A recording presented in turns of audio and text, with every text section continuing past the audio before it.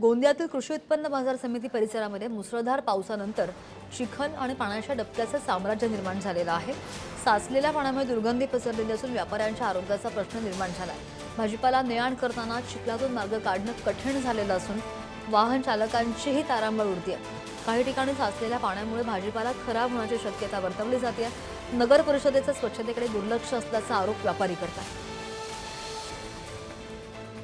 गोंदिया येथील कृषी उत्पन्न बाजार समितीमध्ये बघू शकता घाणीचे साम्राज्य आहे, डबके डबके आहे. काल आलेल्या मुसळधार पावसामुळे इथे आप बघू शकता पाणीच पाणी आहे आणि सर्वत्र घाणीचे साम्राज्य आहे. इथे मोठ्या प्रमाणात इथे भाजीपाला विक्रेता येतात. सकाळपासून इथे भाजीपालांची रांग लागते आणि अशा असताना व्यापाऱ्यांना मात्र इथे फार त्रास सहन करावा लागत आहे. वाहन चालकांना वाहन काढताना मात्र तारंबळ उडत आहे. काही ठिकाणी डबक्याचे स्वरूप सुद्धा मिळालेले आहे.